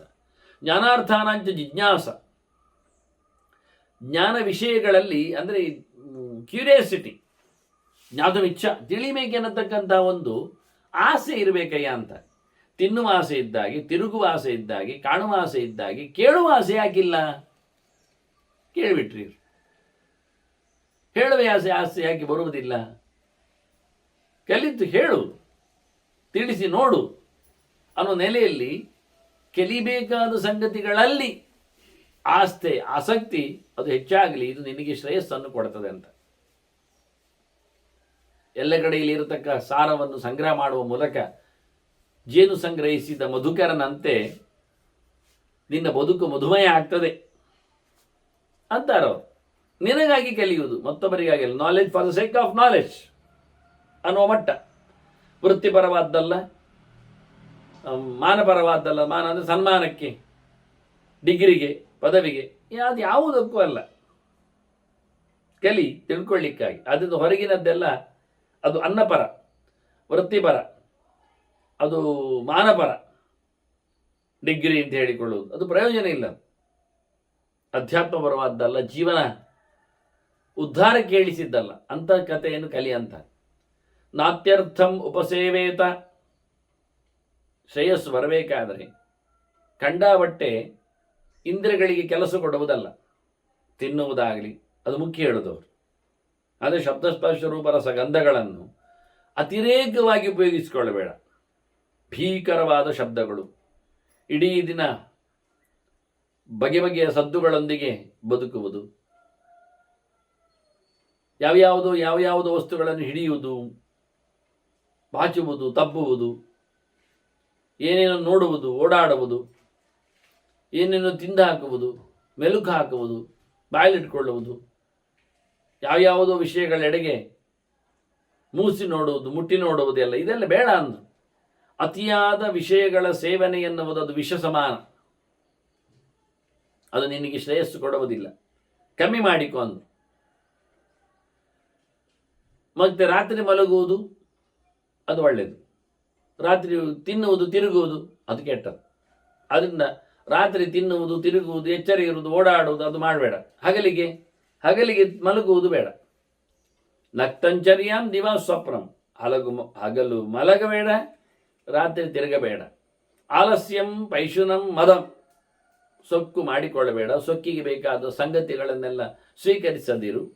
ಚಾಡಿ ಮಾತು ಹೇಳಬೇಡ, ಆರ್ಷಾಗಿರಬೇಡ, ಕೆಟ್ಟದ್ದನ್ನು ನುಡಿಯಬೇಡ, ಸೋಮಾರಿಯಾಗಿ ಬರಬೇಡ, ಸಮಯವನ್ನು ವ್ಯರ್ಥಗೊಳಿಸಬೇಡ. ಅತಿಯೋಗಂ ಅಯೋಗಂಚ ಶ್ರೇಯಸೋರ್ಥಿ ಪರಿತ್ಯಜೆ. ಭಯಂಕರ ಯೋಗ ಸಾಧನೆ ಒಳ್ಳೆಯದಲ್ಲ. ಎಂಥದೂ ಇಲ್ಲ ಯೋಗ, ಅದು ತಪ್ಪೆ. ಸ್ವಲ್ಪ ಯೋಗವನ್ನು ಗಮನಿಸು. ಯೋಗ ಅಂದರೆ ಆಸನ ಅಲ್ಲ, ಮಾತ್ರ ಅಲ್ಲ, ಯಮನಿಯಮಗಳು ಸೇರಿಕೊಳ್ಳುತ್ತವೆ. ಭಗವಂತನೆಡೆಗೆ ಚಿಂತನೆಯನ್ನು ಮಾಡಲಿಕ್ಕೆ ಉಂಟು, ಉಪವಾಸಾದಿಗಳನ್ನು ಹಚ್ಚಿಕೊಳ್ಳಿಕ್ಕೆ ಆಗ್ತದೆ. ಆದ್ದರಿಂದ ಬದುಕಿನಲ್ಲಿ ಬದುಕುವ ಯೋಗವೇ ಇಲ್ಲದಿದ್ದರೆ ತಪ್ಪವನಂತು. ಎಲ್ಲದಕ್ಕೂ ಯೋಗ ಮಾಡಿಕೊಂಡ್ರೆ ಅದು ತಪ್ಪೆ ಅಂತಾನೆ. ಕೃಷ್ಣನ್ ಹೇಳಲಿಲ್ವ, ತುಂಬ ತಿನ್ನುವವನಿಗೂ ನಾನು ಸಿಗುವುದಿಲ್ಲ, ಯೋಗ ಬರುವುದಿಲ್ಲ. ನಾತ್ಯಷ್ಟದಸ್ತಿ ಯೋಗೋಸ್ತಿ ನತೈಕಾಂತ ಮನಷ್ಟತ ಅಂತ. ಯೋಗಿ ಆಗಬೇಕಾದ್ರೆ ಸಿಕ್ಕಾಪಟ್ಟು ಉಪವಾಸ ಮಾಡುವುದು ತಪ್ಪೇ, ವ್ರತ ನಿಯಮಗಳಲ್ಲಿ ಬೀಳುವುದು ಸರಿ ಇಲ್ಲ, ತಿಂದುಕೊಂಡೇ ತಿರುಗಿಕೊಂಡು ಇರುವುದು ಸಮ ಅಲ್ಲ ಅಂತ. ಹಾಗಾಗಿ ಇದನ್ನೇ ಅವರು ಹೇಳಿದ್ದು. ಅತಿವಾದವನ್ನು ಬಿಡುವಂತಲೇ ಹೇಳಿದ್ದು ಸರಿಯೇ, ಸೊನ್ನೆ ಮಾಡಿಕೊಳ್ಳುವುದು ತಪ್ಪು ಹೇಳುವುದು ಕರೆಕ್ಟ್. ಆದರೆ ಶ್ರೇಯಸ್ಸಿನ ದಾರಿಯಲ್ಲಿ ಒಂದು ಸಮತೋಲನವನ್ನು ಕಾಪಾಡಲಿಕ್ಕೆ. ಮತ್ತು ಮಾನಸಿಕವಾಗಿ ಎಷ್ಟು ತಯಾರಾಗಿರಬೇಕು ಅಂದರೆ ಅವನು ಆತ್ಮೋತ್ಕರ್ಷಂ ನಮಾರ್ಗೇತ ವರೇಶಾಂ ಪರಿನಿಂದೆ. ನೀನು ದೊಡ್ಡವನಾಗಲಿಕ್ಕೆ ಇನ್ನೊಬ್ಬರನ್ನು ಸಣ್ಣದು ಮಾಡಲಿಕ್ಕೆ ಹೋಗಬೇಡ ಅಂತ. ಬಹಳ ಸುಂದರವಾದಂತಹ ಒಂದು ಸೈಕಾಲಜಿ. ನಮಗೆ ಇನ್ನೊಬ್ಬರನ್ನು ಬೈಯುವುದರಿಂದಲೇ, ಅವರನ್ನು ಹಿಗ್ಗು ಮಾಡುವುದರಿಂದಲೇ, ಅವರನ್ನು ದೂರ ತಳ್ಳುವುದರಿಂದಲೇ ನಾವು ಸುಭಾಗ್ಯರಾಗುವುದು, ಪಾಪ್ಯುಲರ್ ಆಗುವುದು ಎನ್ನುವುದು ತಪ್ಪು. ಸುತ್ತಮುತ್ತಲಿನವರನ್ನೆಲ್ಲ ಸಣ್ಣದು ಮಾಡುವ ಮೂಲಕ ನಮ್ಮ ದೊಡ್ಡತನ ಅಂತ ಹೇಳಿಕೊಂಡು ಜಂಬು ಕೊಚ್ಚಿಕೊಳ್ಳಿಕ್ಕೆ ಏನು ಪ್ರಯೋಜನ ಇಲ್ಲ ಅಂತ. ಮತ್ತು ನಿಜವಾಗಿ ನೀನು ಮೇಲೆ ಬರಬೇಕಾ, ನಿನ್ನ ತನದಲ್ಲೇ ಬರಬೇಕಂದ್ರೆ ಸ್ವಗುಣೈರೇವ ಮಾರ್ಗೇತ ವಿಪ್ರಕರ್ಷಂ ಪೃಥಕ್ ಜನ. ಸಾಮಾನ್ಯ ಜನರಿಂದ ನೀನು ಎತ್ತರದಲ್ಲಿ ತೋರಬೇಕು ಅಂತಾದರೆ ಅವರನ್ನು ಸಣ್ಣದು ಮಾಡಿ ತೋರಿಸುವುದಲ್ಲ, ನೀನೇ ದೊಡ್ಡದಾಗಿ ತೋರಿಸು. ನಿನ್ನನಿಷ್ಟವಾದಂಥ ಗುಡ್ ಕ್ವಾಲಿಟಿಗಳಿಂದ ನೀನು ಮೆರೆಯಬೇಕೇ ಹೊರತು ಇನ್ನೊಬ್ಬರನ್ನು ದೂಷಣೆ ಮಾಡುವ ಮೂಲಕ. ನಿಂತು ಉಚ್ಚೊಯ್ಯುವವನಿಗೆ ಕ್ಲಾಸ್ ತಗೊಂಡಾಗ ಅವ ಹೇಳಿದ, ಅಲ್ಲಿ ನೋಡಿ ಇಂದ ಏನು ಓಡಿತಾ ಉಚ್ಚೊಯ್ದ ಇದ್ದಾರಲ್ಲ ಹಾಗೆ ಅಂದ. ಅವರಿಗಿಂತ ಬೆಟರ್ ಅಲ್ಲ ನಾನು ಅಂದ. ಊರು ಏನೇ ಮಾಡಿಕೊಳ್ಳಿ ಮಾರ, ಊರಿನ ಕಳ್ಳರನ್ನು ನಾವು ಬೆರಳು ಮಾಡಿ ತೋರಿಸುವ ಮೂಲಕ ನಾನು ಕಳ್ಳ ಅಲ್ಲ ಆಗುವುದಿಲ್ಲ. ನಮ್ಮತನವನ್ನು ನಾವು ಸರಿ ಮಾಡಿಕೊಳ್ಳಿಕ್ಕುಂಟು, 10 ಜನರನ್ನು ತೋರಿಸಿ ದೊಡ್ಡತನ ಮಾಡುವುದನ್ನು. ಹೀಗಾಗಿ ನಿನ್ನ ಒಳ್ಳೆಯ ತನದಿಂದಲೇ ನೀನು ಮೆರೆಯಲು ನೋಡು ಹೊರತು ಮತ್ತೊಬ್ಬರನ್ನು ಅವರ ತಪ್ಪನ್ನು ಆಡುವ ಮೂಲಕ ಹೇ ಅಂತ ಹೇಳಿಕೊಂಡು ಸಾಬೀತಿದ್ದೇನೆ ಅಷ್ಟಿಲ್ಲಲ್ಲ ಅಂತ ಹೇಳಿಕೊಂಡು ಜಾರಿಕೊಳ್ಳುವುದು ಬೇಡ ಅಂತ. ಬಹಳ ದೊಡ್ಡದಾದಂತಹ ಒಂದು ಪಾಠ. ಮನುಷ್ಯ ತನ್ನನ್ನು ತಾನು ಅಡಿಕೋರು ಹಿಡಿದು ಅಳತೆ ಮಾಡುವ ರೀತಿ ಹೀಗೆ ಪರವಾಗಿಲ್ಲ ಅಂತ. ಇದಕ್ಕಿಂತ ಜಾಸ್ತಿನವರೆಲ್ಲ ಇದ್ದಾರಲ್ಲ, ಹಾಗಾಗಿ ನಡೀತದೆ ಅಂತ ಅಲ್ಲ ಅಂತ. ಇನ್ನೊಬ್ಬರಿಂದಾಗಿ ನಿನ್ನನ್ನು ಎಲ್ಲಿದ್ದೆ ಎಂದು ನೋಡಬೇಡ, ನಿನ್ನಲ್ಲಿಂದಲೇ ತಪ್ಪಿನ ಕಡೆ ಎಂದು ಯೋಚನೆ ಮಾಡಿಕೊಂಡ್ರೆ, ಮುಂದಿನವರನ್ನು ಯಾರು ನೋಡ್ಲಿಕ್ಕಿಲ್ಲ ಅಂತ ಹೇಳಿಬಿಟ್ರೆ, ಅವರೆಲ್ಲ ಒಂದೇ ದಿನದಲ್ಲಿ ಸುಧಾರಿಸಿಕೊಂಡ್ರೆ ನೀನೇ ಮೊದಲು ಸಿಕ್ತಿ ಈಗ ತಪ್ಪುಗಾರ ಅಂತೇಳಿ. ಹೀಗಾಗಿ ಎಲ್ಲರೂ ತಿದ್ದಿಕೊಳ್ಳುವ ಮುಂಚೆ ನೀನೇ ತಿದ್ದಿಕೋ. ಎಲ್ಲರ ತಪ್ಪನ್ನು ಎತ್ತಿಕೊಳ್ಳುವ ಮುಂಚೆ ಎಲ್ಲ ತಪ್ಪಲ್ಲಿ ನಿನ್ನಲ್ಲಿಲ್ಲ ಮಾಡಿಕೊ ಅನ್ನೋ ನೆಲೆಯಲ್ಲಿ ಬಹಳ ಸುಂದರವಾದ ಪಾಠ ಹೇಳಿದರು. ಸುಮಾರಾಗಿ ಸದ್ಗುಣಾಸ್ತ್ವವ ಭೂಯಿಷ್ಠಂ ಆತ್ಮಸಂಭಾವಿತ ನರಾಹ. ತಮ್ಮ ಮೇಲೆ ತಮಗೆ ಯಾರಿಗೆ ಅಭಿಮಾನ ಇದೆ ಅಂಥವರು ಯಾರೂ ಸಹ ಒಳ್ಳೆಯದಲ್ಲಿ ಇಲ್ಲದೆ ಇರುವುದಿಲ್ಲ. ಯಾರು ತಮ್ಮನ್ನು ಕೊಚ್ಚಿಕೊಳ್ಳುತ್ತಾರೆ ಅವರು ಹೆಚ್ಚಾಗಿ ಗುಣ ಇಲ್ಲದವರೇ ಇದ್ದಿರ್ತಾರೆ. ಅದು ಒಂದು ಮುಖ್ಯ.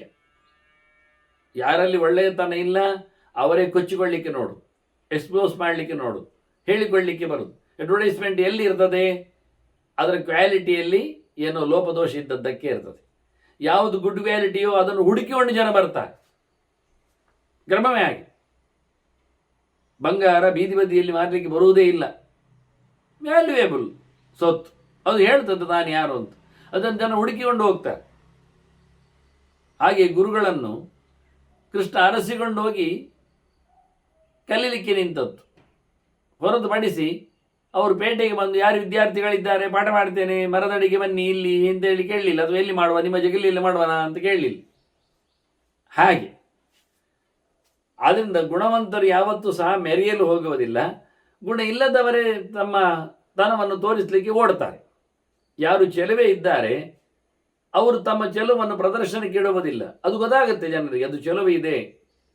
ಯಾರು ವಿದ್ಯೆ ಇದೆ ಅವರದನ್ನು ಸಾಧನಪಡಿಸಲಿಕ್ಕೆ ಹವಣಿಸುವುದಿಲ್ಲ, ಗೊತ್ತೇ ಇರ್ತದೆ ಜನರಿಗೆ. ಯಾರಲ್ಲಿ ಚೆಲುವು ಇಲ್ಲ, ವಿದ್ಯೆ ಇಲ್ಲ, ರೂಪ ಇಲ್ಲ, ಅವರು ಅದನ್ನು ವೇಷದಲ್ಲಿ ತೋರಿಸಲಿಕ್ಕೆ ನೋಡುವುದು. ಅಲ್ಲಲ್ಲಿ ಯಾವ್ಯಾವುದನ್ನು ಅಂಟಿಸಿಕೊಂಡು ಅಥವಾ ಕತ್ತರಿಸಿಕೊಂಡು ಏನೋ ಮಾಡಿಕೊಳ್ಳಲಿಕ್ಕೆ ನೋಡ್ತಾರೆ. ಹಾಗಾಗಿ ನಿಜವಾಗಿ ಒಳ್ಳೆಯವರು ಅವರು ತಮ್ಮನ್ನು ಯಾವತ್ತೂ ಇನ್ನೊಬ್ಬರಿಗೆ ಕೊಳ್ಳೆ ಹೊಡಿಲಿಕ್ಕೆ ಬಿಡುವುದಿಲ್ಲ ಅನ್ನೋದನ್ನು ತೋರಿಸಿಬಿಟ್ರು. ದೋಷೈರನ್ಯಾನ್ ಗುಣಮತಃ ಕ್ಷಿಪಂತಿ ಆತ್ಮಗುಣಕ್ಷಯ. ತಮ್ಮಲ್ಲಿ ಕಮ್ಮಿ ಇರ್ಲಿಕ್ಕೆ ಹೋಗಿಯೇ ಮತ್ತೊಬ್ಬರನ್ನು ಇನ್ನೊಂದು ದೋಷಗಳಿಂದ ಅವರು ಬೊಗಳುವುದು. ಹಾಗೆ ತಮ್ಮ ತಪ್ಪನ್ನು ಮುಚ್ಚಿಕೊಳ್ಳಬೇಕು ಅಂತ, ತಮ್ಮ ಗುಣ ಖಾಲಿ ಇರುವುದನ್ನು ಅದನ್ನು ಹೇಗಪ್ಪ ಮೈಂಟೈನ್ ಮಾಡೋದು ಅಂದರೆ ಇನ್ನೊಬ್ಬರದ್ದು ಹೇಳೋ ಮೂಲಕ, ಅವ ಕಳ್ಳ ಅಂತ ಹೇಳೋ ಮೂಲಕ ತನ್ನನ್ನು ಆದಷ್ಟು ತಪ್ಪಿಸಿಕೊಳ್ಳಿಕ್ಕೆ ಮುಚ್ಚಿಕೊಳ್ಳಿಕ್ಕೆ ನೋಡ್ತಾನೆ ಅಂತ. ಇದು ಪ್ರಯೋಜನ ಇಲ್ಲ ಅಂತ. ಇನ್ನೊಬ್ಬರ ದೋಷಗಳಿಂದಾಗಿ ನಿನ್ನನ್ನು ಉದ್ಧಾರ ಮಾಡಿಕೊಳ್ಳಿಕ್ಕೆ ಹೋಗಬೇಡ. ನಿನ್ನ ನಿಜವಾದ ಸ್ವಂತವಾದ ಒಳ್ಳೆಯ ಗುಣಗಳಿಂದ ನೀನು ಹೊರಗೆ ಬರಲಿಕ್ಕೆ ನೋಡು. ಅನುಚ್ಯಮಾನಾಸ್ತು ಪುನಃ ತೇ ಮನ್ಯಂತೆ ಮಹಾಜನಾತ್. ಕೆಲವರನ್ನು ಹೊಗಳುತ್ತಾರೆ, ಅವರ ಬೆನ್ನ ಹಿಂದೆ ಇರುತ್ತಾರೆ, ಅವರನ್ನು ಮತ್ತೆ ಮತ್ತೆ ತಿಳಿಸ್ತಾರೆ. ಅದನ್ನು ಕೇಳಿ ಕೆಲವರಿಗೆಲ್ಲ ಭಾರಿ ಖುಷಿ ಆಗ್ತದೆ, ಓ ನಾನು ದೊಡ್ಡ ಜನ ಆಗ್ತದೆ ಅಂತ. ಅದಕ್ಕೂ ಕೊಪ್ಪಬೇಡ, ಬೀಗಬೇಡ. ಅದು ಬ್ಯಾಲೂನ್ ಇದ್ದಾಗೆ, ಗಾಳಿ ಹಾಕಿದಾಗೆ ಮತ್ತೆ ಕೊನೆಗೆ ಮೇಲಕ್ಕೆ ಬಿಟ್ಟು ಬಿಡ್ತಾರೆ, ಮತ್ತೆ ಹಿಂದೆ ಬರಲಿಕ್ಕಿಲ್ಲ, ಹೋಗ್ತಾ ಇರಬೇಕಾಗ್ತದೆ. ಅದು ಹೆಚ್ಚು ಗಾಳಿ ಆಗಿದ ನಂತರ ಒಡೆದು ಹೋಗ್ತದೆ, ಬಡಮ್ಮ ಅಂತ ಇಲ್ಲಾಗಿ ಹೋಗ್ತದೆ. ಆದ್ದರಿಂದ ಏನಾದರೂ ಒಂದು ಕಣ್ಮರೆ ಆಗ್ತಾನೆ, ಒಂದು ಎದುರಲ್ಲಿ ಹೊಡೆದ ಹೋಗ್ತಾನೆ, ಬಿದ್ದು ಹೋಗ್ತಾನೆ. ಹಾಗಾಗಿ ಯಾರೋ ಪಂಪ್ ಆಗಿದ ತಕ್ಷಣ, ಯಾರೋ ಉಗೆ ಹೇಳಿದ ತಕ್ಷಣ, ಕೈ ಚಪ್ಪಾಳೆ ತಟ್ಟಿದ ತಕ್ಷಣ, ಹೊಗಳಿದ ತಕ್ಷಣ ಹೌದು ಅಂತ ಹಾರಲಿಕ್ಕೆ ನೋಡಬೇಡ ಅಂತ. ಇನ್ನೊಬ್ಬರಿಂದ ಹೇಳಲ್ಪಟ್ಟು ಹೊಗಳಲ್ಪಟ್ಟು ನೀನು ದೊಡ್ಡವಂದಾಗುವುದು ಬೇಡ. ಮತ್ತೆ ಸ್ವಯಂ ನೀನೇ ಗೊತ್ತಾಗಬೇಕು ಅವರಿಗೆ. ಗುಣವತ್ತರಂ ಆತ್ಮಾನಂ ಸ್ವೇನಮಾನೇನ ದರ್ಪಿತ. ನಿನ್ನ ಅಭಿಮಾನದಿಂದ, ನಿನ್ನದೇ ತನದಿಂದ ನೀನು ಗಟ್ಟಿಯಾಗಿರಬೇಕು ಹೊರತು ಇನ್ನೊಬ್ಬರಿಂದಲ್ಲ. ಇನ್ನೊಬ್ಬರಿಗೆ ಹೇಳಿ ನಾನು ದೊಡ್ಡವ ಅಂತ ತಿಳ್ಕೊಳ್ಳುವುದರ ಸಮ ಇಲ್ಲ. ಅದು ವಿಶೇಷ. ಮುಖ್ಯವಾಗಿ ಹೇಳುಗನಿದ್ರೆ, ತಿಳಿಯುವವನಿದ್ರೆ ಕರೆದು ಕೇಳುತ್ತಾರೆ, ಕರೆದು ಹೇಳಿಸ್ತಾರೆ. ನಾನು ಹೇಳ್ತೇನೆ ಅಂತ ಓಡಿ ಬಂದರೆ ಆಗಲೇ ಅವ್ರಿಗೆ ಗೊತ್ತಾಗುತ್ತೆ, ಓ ಇವನು ಹೇಳಲಿಕ್ಕೆ ಬರೋದಿಲ್ಲ, ಅದಂತ ಕರಿಬೇಕಾಗಿಲ್ಲ, ಅದೇ ಸೋತು ಹೋಗುತ್ತೆ. ಅದೇ ಕಷ್ಟ, ಅದೇ ವಿಶೇಷ ಅಂತ. ಅಬ್ರುವನ್ ಕಸ್ಯಚಿನ್ನಿಂದ ಆತ್ಮಪೂಜಾಂ ಅವರ್ಣಯನ್ ವಿಪಶ್ಚಿತ್ ಗುಣಸಂಪನ್ನ ಪ್ರಾಪ್ನೋತ್ಯೇವ ಮಹಾದ್ದಿಶ. ಇನ್ನೊಬ್ಬರನ್ನು ಬೈಯದೆ, ತನ್ನನ್ನು ಹೊಗಳಿಕೊಳ್ಳದೆ, ನಿಜವಾಗಿ ಯಾರಲ್ಲಿ ಗುಣವಂತಿಕೆ ಇದೆ, ಗುಣವಿದೆ, ಗುಣಗಳು ತುಂಬಿರ್ತವೆ, ಅವನು ಖಂಡಿತವಾಗಿಯೂ ಮೇಲಕ್ಕೆ ಹೋಗ್ತಾನೆ, ಶೈನ್ ಆಗ್ತಾನೆ, ಕೀರ್ತಿಯನ್ನು ಪಡಿತಾನೆ, ಯಶಸ್ವಿ ಆಗ್ತಾನೆ, ಬಹಳಷ್ಟು ದೊಡ್ಡ ಮಟ್ಟಿನವನು ಅನ್ನಿಸ್ತಾನೆ. ಯಾವಾಗ ಯಾರ ಬಗ್ಗೆಯೂ ಏನು ನಿಂದೆ ಮಾಡದೆ, ತನ್ನ ಬಗ್ಗೆ ತಾನು ಹೊಗಳಿಕೊಳ್ಳದೆ ಇದ್ದವು. ಅಂಥವನಲ್ಲಿ ಯಾರಿ ಪಂಡಿತರ ಲಕ್ಷಣ ಇದೆ, ಜ್ಞಾನಿಯ ಗುಣ ಕಾಣ್ತದೆ, ತಿಳಿದವನಾಗಿರ್ತಾನೆ, ಅವನು ಖಂಡಿತವಾಗಿಯೂ ಶ್ರೇಯಸ್ಸನ್ನು ಪಡಿತಾನೆ. ಹೂ ಹೇಳಿಕೊಳ್ತದ ಅರಳಿದಾಗ ಅದರ ಗಂಧವನ್ನು ಹೇಳಬೇಕಾ, ಪರಿಮಳವನ್ನು ತಿಳಿಸಬೇಕಾ, ಅದರ ಚೆಲುವನ್ನೇನು ಹರಡಬೇಕಾ? ಅದು ಹರಡ್ತದ, ಅದು ಇನ್ನೊಂದನ್ನು ಬೈತದ? ಇಲ್ಲ. ಯಾವುದನ್ನು ಬೈಯದೆ, ಎಲ್ಲಿಯೂ ತನ್ನನ್ನು ಹೇಳಿಕೊಳ್ಳದೆ, ತಾನು ಸ್ವಯಂ ಅರಳುವ ಮೂಲಕ, ಪರಿಮಳವನ್ನು ಬೀರುವ ಮೂಲಕ ತನ್ನ ಅಸ್ತಿತ್ವವನ್ನು ಜಗಕ್ಕೆ ಸಾದರಪಡಿಸ್ತದೆ. ಸೂರ್ಯ ಅವನು ತನ್ನನ್ನು ಬೆಳಗಿಸಿಕೊಳ್ಳಿಕ್ಕೆ ಇನ್ನೊಬ್ಬರ ಹತ್ರ ಕೇಳಿಕೊಳ್ತಾನ, ಮತ್ತೊಂದನ್ನು ಬೈಲಿಕ್ಕೆ ಹೋಗ್ತಾನ? ಇಲ್ಲ, ಸ್ವಯಂ ಪ್ರಕಾಶ ಸೂರ್ಯ ಅಂದರೆ. ಹಾಗೆ ನೀನು ಸಹ ಸೂರ್ಯನಂತೆ ಹೇಳಿದಾಗ ಸ್ವಲ್ಪ ಬಿಸಿ ಜಾಸ್ತಿ ಆಯ್ತು ಹೇಳಿದರೆ ಅದಕ್ಕೆ ಹೂವಿನಂತೆ ಅಂದರು. ಮತ್ತಷ್ಟು ಸುಲಭವಾಗಿ ಆಪ್ಯಾಯಮಾನವಾಗಿ ಸೂರ್ಯನಂತೆ ಅಂದರೆ ಮುಗಿಲಲ್ಲಿ ಕೂತದ್ದು ಸಿಗುವುದಿಲ್ಲ ಅಂದರೆ ಹೂವಿನಂತೆ ಅಂದರು. ನೆಲದಲ್ಲಿರುವಂಥದ್ದು ಅಂತ, ಕೈಗೆ ಸಿಗುವಂಥದ್ದು, ಎಡಕುವಂಥದ್ದು ಅಂತ. ಹೀಗೆ ಎರಡೆರಡು ದೃಷ್ಟಾಂತಗಳಿಂದ ಮನುಷ್ಯನ ಏಳಿಗೆಯ ಬಗ್ಗೆ ಚಿಂತನೆಯನ್ನು ಕೊಟ್ಟು, ನಲೋಕೆ ದೀಪ್ಯತೆ ಮೂರ್ಖ. ದಡ್ಡ ಎಲ್ಲಿಯಾದರೂ ಲೋಕದಲ್ಲಿ ಶಯನ ಆಗುವುದುಂಟ? ಅಲ್ಲ, ಹೇಳಿಕೊಳ್ತಾನವ. ಹೇಳಿಕೊಂಡ್ರೆ ಯಾರಾದ್ರೂ ಅವನನ್ನು ಗಮನಿಸ್ತಾರ? ಕೇವಲ ಆತ್ಮ ಪ್ರಶಂಸೆಯ? ತನ್ನನ್ನು ತಾನು ಹೇಳಿಕೊಂಡ ಅಂತೇಳಿ ಮೂರ್ಖನನ್ನು ಇನ್ನಷ್ಟು ತಮಾಷೆ ಮಾಡ್ತಾರೆ. ಅವನನ್ನು ಜೋಕರ್ನಾಗೆ ನೋಡ್ತಾರೆ. ಮತ್ತೆ ಹೇಳಿಕೊಂಡು ತಿರುಗಿದ್ರಿ ದಡ್ಡನನ್ನು. ಆದರೆ ಅವನೆಷ್ಟು ಹೇಳಿಕೊಂಡ್ರು, ತನ್ನನ್ನು ಹೊಗಳಿಕೊಂಡ್ರು, ಲೋಕದವರೇನು ಅವನನ್ನು ಗಮನಿಸುವುದಿಲ್ಲ. ಅಥವಾ ಲೋಕದಲ್ಲಿ ಏನು ಅವನು ಮೂರ್ಖ ಹೇಳಿಕೊಂಡ್ರು ಎಲ್ಲೆಡೆ ಬಹಳಷ್ಟು ಪ್ರಸಿದ್ಧನಾಗುವುದಿಲ್ಲ. ಅಭಿಚಾಭೀತಂ ಶೊಬ್ರೆ ಕೃತವಿದ್ಯಾ ಪ್ರಕಾಶತೆ. ಅದೀಚೆ ನೋಡಿದರೆ ಮುಚ್ಚಿಕೊಂಡಿದ್ದವನು ಅವನು ವಿದ್ಯಾವಂತ ಆದರೆ ಬಹಳಷ್ಟು ಬೆಳಕಿಗೆ ಬರ್ತಾನೆ. ಹೇಳಿಕೊಳ್ಳದಿದ್ದರು, ರಹಸ್ಯನಾಗಿದ್ದರು, ಅವನನ್ನು ಜನ ಗುರುತಿಸ್ತಾರೆ, ಗಮನಿಸ್ತಾರೆ. ಶಬ್ರ ಅಂದರೆ ರಂಧ್ರ ಅಂತ ಅರ್ಥ. ಶಬ್ರಂ ರಂಧ್ರಂ ಅಂತ ಕೋಶ. ಹಾಗಾಗಿ ಅವನು ನಿಗೂಢನಾಗಿದ್ದರು, ಶಬ್ರೇ ಅಪೀತಃ, ಆದರೆ ಜನರಿಗೆ ಗೊತ್ತಾಗಿ ಹೋಗ್ತಾನೆ. ಅದಕ್ಕೊಂದು ದೃಷ್ಟಾಂತ ಹೇಳ್ತಾರೆ ಅವರು ಬಹಳ ಚಂದವಾಗಿ. ಮತ್ತೆ ಕೊನೆಗೆ ಹೇಳುವಾಗ ಈ ಮಾತು ಕೆಲವೊಮ್ಮೆ ಗಟ್ಟಿ ಹೇಳಿದ್ದು ಅಂದ ತಕ್ಷಣ ಜನರಿಗೆ ಅಪೀಲ್ ಆಗ್ತದೆ ಅಂತ ಅರ್ಥವ? ಅದರಿಂದ ಹೊಗಳಿದ ತಕ್ಷಣ ಜನ ದೊಡ್ಡವನಾಗ್ತಾನೆ ಅಂತ ಅರ್ಥವ? ಹೇಳಿಕೊಂಡು ತಿರುಗಿದ ತಕ್ಷಣ ಎಲ್ಲರೂ ಕೇಳ್ತಾರೆ ಅಂತ ಅರ್ಥವ? ಪರೀಕ್ಷೆ ಮಾಡೋದಿಲ್ವ? ಅಸದುಚ್ಚೈರಪಿ ಪ್ರೋಕ್ತ ಶಬ್ದ ಸಮಪುಷಾಮ್ಯತಿ. ಬೊಬ್ಬೆ ಹೊಡೆದು ಹೇಳಿದ್ರು ಸಹ ಅದು ಒಳ್ಳೆಯದಲ್ಲ ಅಂತಾದರೆ, ವಿಷಯ ಕೆಟ್ಟದಾದರೆ ಅದನ್ನು ಅಲ್ಲಿಯೇ ಸಾಯಿಸ್ತಾರೆ, ಯಾರು ಗಮನವೇ ಕೊಡೋದಿಲ್ಲ, ಅದು ಹೊರಟೋಗ್ತದೆ. ಅದೇ ನೀವೆಲ್ಲ ಕೇಳಿಬೇಕಾದ್ರೆ ದೀಪದೇಜವ ಲೋಕೇಶು ಶನೈರಪಿ ಸುಭಾಷಿತ. ಒಳ್ಳೆಯದು ಹೇಳಿದರೆ ಒಂದು ಮೂಲೆಯಲ್ಲಿ ಹೇಳಿದರು, ಒಂದು ಸ್ವಲ್ಪವೇ ಹೇಳಿದರು, ಚಿಕ್ಕದಾಗಿ ಹೇಳಿದರು, ಮೆಲ್ಲಕ್ಕೆ ಹೇಳಿದರು, ಅದು ಸರ್ವತ್ರ ಹೋಗ್ತದೆ. ಎಲ್ಲರದನ್ನು ಗಮನಿಸ್ತಾರೆ, ಗುರುತಿಸ್ತಾರೆ, ಕೇಳ್ತಾರೆ, ತಿಳ್ಕೊಳ್ತಾರೆ. ಹಾಗಾಗಿ ಬೊಬ್ಬೆ ಹೊಡೆದು ಹೇಳಿದರೆ ಮಾತ್ರ ಕೇಳುವುದು, ಮೆಲ್ಲ ಹೇಳಿದ್ರೆ ಇಲ್ಲ ಅಂತ ಅರ್ಥ. ಒಳ್ಳೆಯದಿದ್ದರೆ ಮೆಲ್ಲ ಹೇಳಿದ್ರೆ ಕೇಳ್ತದೆ, ಹಾಳಾದರೆ ಬೊಬ್ಬೆ ಹೊಡೆದ್ರು ನಿಲ್ಲುವುದಿಲ್ಲ.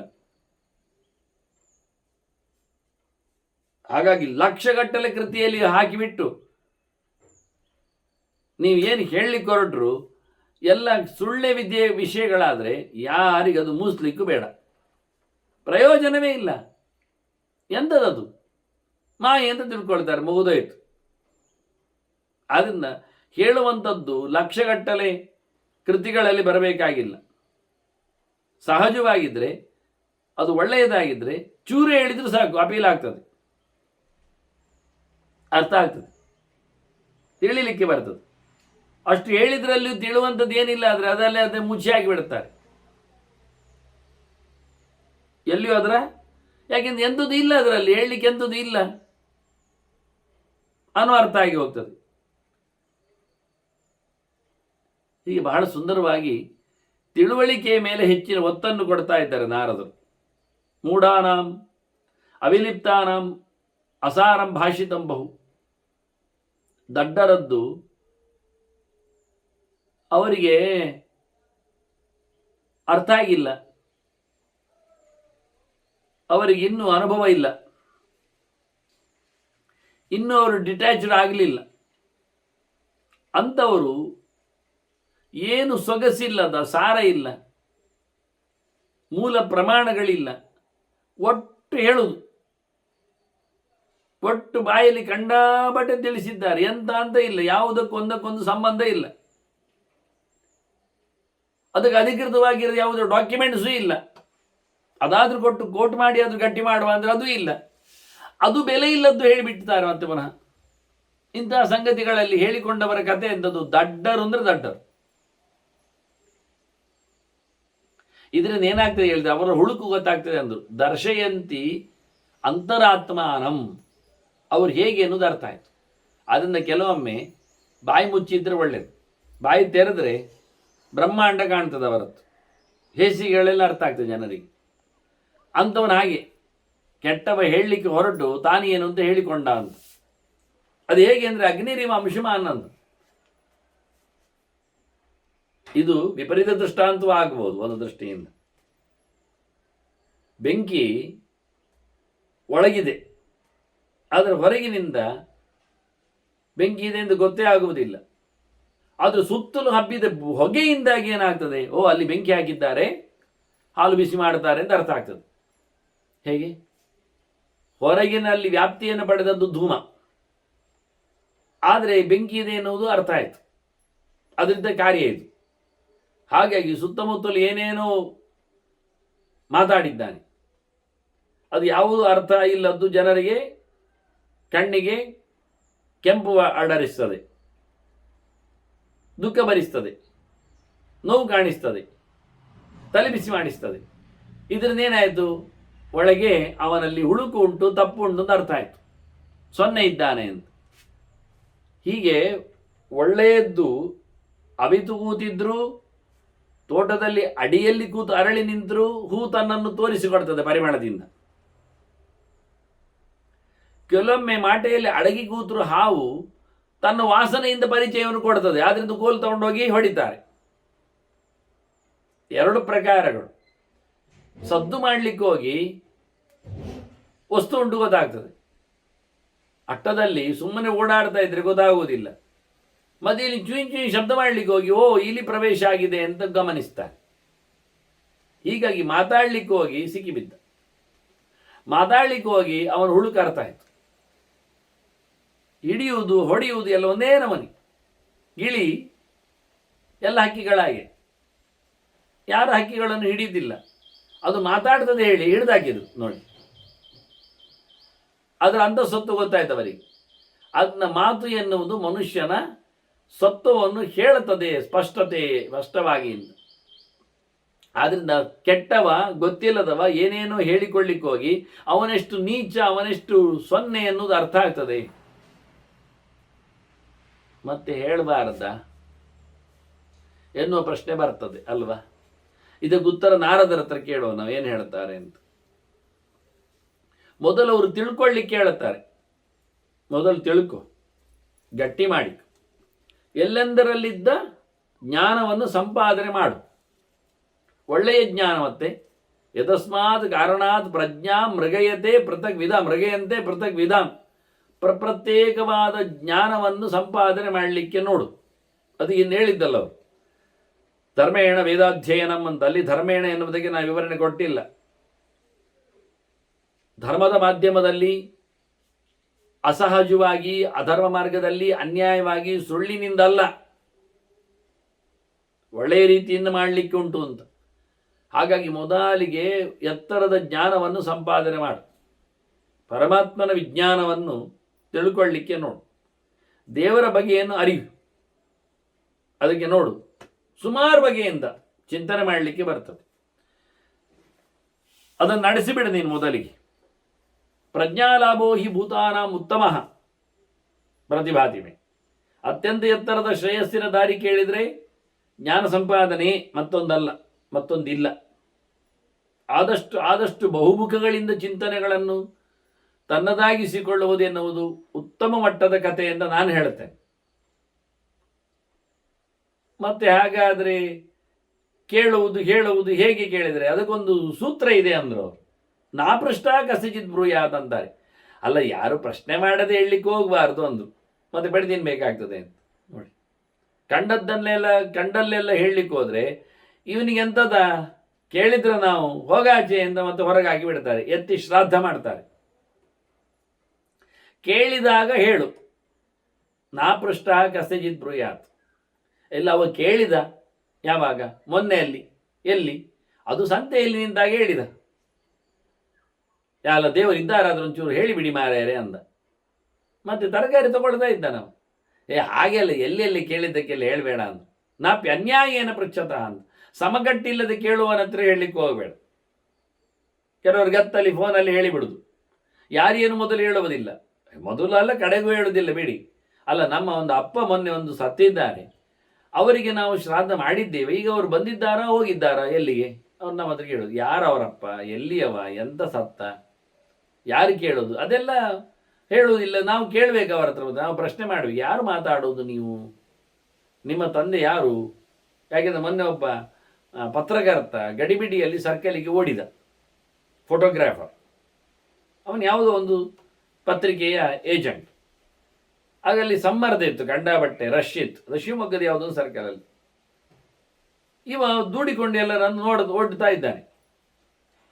ಆಗ ಗಲಾಟೆ ತುಂಬ ರಶ್ ಇದ್ದದ್ದಿಂದ ಅವನಿಗೆ ಸಿಗಲಿಲ್ಲ ದಾರಿ ಒಳ ಹೋಗ್ಲಿಕ್ಕೆ. ಆಗ ಹೇಳಿದ್ರೆ, ನನ್ನ ಅಪ್ಪರಿ ದಾರಿ ಬಿಡ್ರಿ ಅಂದ. ಎಲ್ಲರೂ ನೆಗಾಡ್ತಾ ಇದ್ದಾರೆ, ನೋಡ್ತಾ ಇದ್ದಾರೆ. ದಾರಿ ಕೊಟ್ಟರು ಬಿಡಿ ಅವನಿಗೆ ರಷ್ಯಲ್ಲಿ ಹೋಗಿ ನೋಡಲಿಕ್ಕೆ. ಅವು ಫೋಟೋಗ್ರಾಫರ್ ತಗೊಳ್ಲಿಕ್ಕೆ ಬಂದಿದ್ದೆಲ್ಲ ಗೊತ್ತಾಯ್ತು ಅವರಿಗೆ. ಅವ ಹೇಳಿದ್ದೆ ಜಾಗ ಬಿಡ್ಲಿಕ್ಕೆ ಅಂದರೆ ನನ್ನ ಅಪ್ಪರಿ ಅಂದದ್ದು. ಹಾಗಾಗಿ ಎಲ್ಲರೂ ಸಹ ಬದಿಗೆ ಹೋಗಿ ಪಾಪ ಅವನ ಅಪ್ಪ ಇರಬೇಕು ಅಂತ ಕಾಣ್ತದೆ ಅಂತ ಹೇಳಿಕೊಂಡು ಮತ್ತೆಂಥದ್ದು ಅಲ್ಲಿ ಬಿದ್ದದ್ದು ಕತ್ತೆ. ಇವ ನನ್ನ ಅಪ್ಪ ಹೇಳಿಕೊಂಡು ಓಡಿದ್ದಾನಲ್ಲ, ಭಾರಿ ಖುಷಿಯಾಗಿದೆ ಎಲ್ಲರಿಗೆ. ಹಾಗೆ ದೇವಸ್ಥಾನಗಳಲ್ಲಿ ತುಂಬ ರಶ್ ಇರ್ತದೆ ಕೆಲವೊಮ್ಮೆ. ಎಲ್ಲ ದೇವಸ್ಥಾನಗಳಲ್ಲಿ ಹಾಗೆ ಸೀಸನಲ್ಲಿ ರಶ್. ಮತ್ತೆಂಥದ್ದು ನಾವು ಅವರಿಗೆ ಬೋರ್ಡ್ ಹಾಕುವುದಿಲ್ಲ. ಪುಣ್ಯಾತ್ಮರೇ, ನೀವು ದೇವರನ್ನು ನೋಡಲಿಕ್ಕೆ ಮಧ್ಯಾಹ್ನದ ನಂತರ ಬನ್ನಿ, ಫ್ರೀಯಾಗಿ ನೋಡಲಿಕ್ಕೆ ಆಗ್ತದೆ. ಅವರು ಬೆಳಿಗ್ಗೆ ಬಂದು ಬೀಳುವುದು, ಆ ಹೊತ್ತಿಗೆ ಅಲ್ಲಿ ಪೂಜೆ ಪುನಸ್ಕಾರಗಳು ಮತ್ತೊಂದು ಇನ್ನೊಂದೆಲ್ಲ ಆಗುವುದು ಕಾರ್ಯಕ್ರಮಗಳು. ಹಾಗಾಗಿ ಪ್ರತಿ ಸರ್ತಿ ಅವರಿಗೆ ಅಡ್ಡ ಹಾಕಿ ದೂಡಿ ಎಳೆದಾಡಿ ಗಲಾಟೆ ಬಿಸಿ ಹೋಗುದು. ಆದರೆ ಅವರು ಕೊನೆಗೂ ಪುಣ್ಯ ದರ್ಶನ ಆಗುವುದಿಲ್ಲ, ಪಾಪ ದರ್ಶನ ಆಗ್ತದೆ, ಪಾಪಿಗಳ ದರ್ಶನ ಆಗ್ತದೆ. ಕೆಟ್ಟ ಯೋಚನೆಯಲ್ಲಿ ದೇವರನ್ನು ನೋಡಿ ಹೋಗಬೇಕಾಗ್ತದೆ. ಸಹಜವಾಗಿ ಮಧ್ಯಾಹ್ನದ ನಂತರ ಸುಮಾರಾಗಿ ಎಲ್ಲ ದೇವಸ್ಥಾನಗಳಲ್ಲೂ ಗಮ್ಮತ್ತು ಇರ್ತದೆ. ಆದರೆ ಕೆಲವು ದೇವಸ್ಥಾನಗಳು ಮಧ್ಯಾಹ್ನದ ನಂತರ ಬಾಗಿಲಾಕಿ ಮಲಗಿ ಬಿಡ್ತವೆ, ಅದು ಕಷ್ಟವೇ. ನಿಜವಾಗಿ ಸಹಜವಾಗಿ ದೇವರ ದರ್ಶನಕ್ಕೆ ಬರುವವರಿಗೆ ಮಧ್ಯಾಹ್ನ ಫ್ರೀ ಬಿಡಬೇಕು.